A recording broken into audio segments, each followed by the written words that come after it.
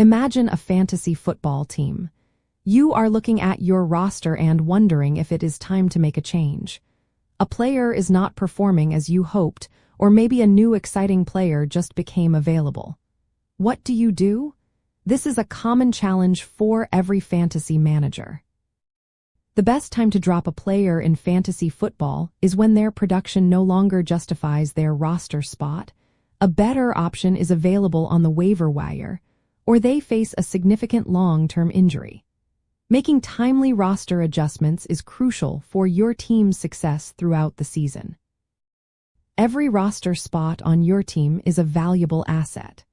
Holding onto a player who is not contributing or has limited upside prevents you from acquiring someone who could provide immediate or future value. It is all about maximizing your points and potential each week. First, evaluate a player's performance trend. Do not overreact to just one bad game or a single quiet performance. Look for a pattern of low usage, declining targets or carries, or consistent underperformance over several weeks. For instance, if a wide receiver who was drafted highly is averaging fewer than 5 targets per game for a month, that is a clear red flag.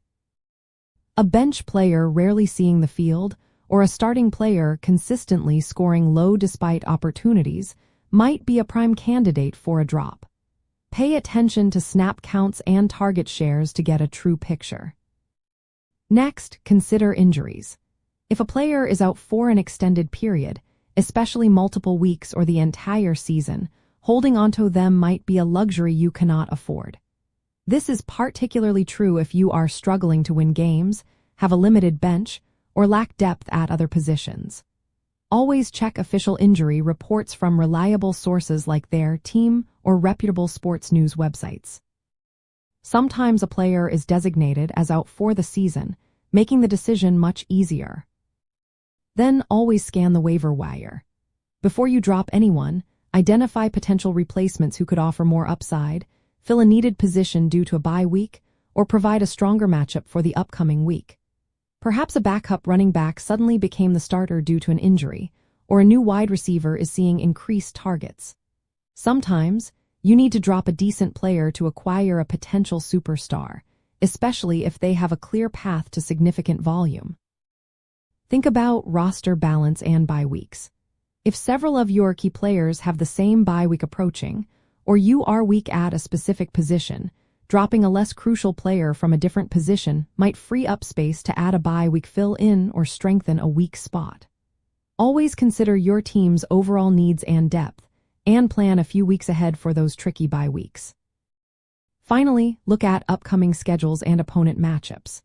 A player with a consistently tough schedule might be less valuable than someone with an easier path, especially if they are already on the fringe of your starting lineup. Conversely, if your player has an unexpectedly great schedule coming up, you might want to hold on for a bit longer. Matchups can make a huge difference in weekly scoring. This detailed analysis helps you make informed decisions. A smart move is to try to trade a player before dropping them, even if it is for a late-round draft pick in a dynasty league or a lesser player you can then drop. This way, you get some value instead of zero. This active management, often called roster churn, is how many successful fantasy managers stay competitive. Knowing when to cut ties is a superpower, allowing you to optimize for weekly wins and championship potential.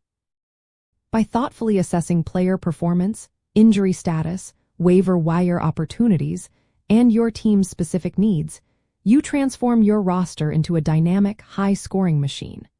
These strategic drops are not just about getting rid of someone. They are about making room for the next breakout star and building a roster that consistently wins.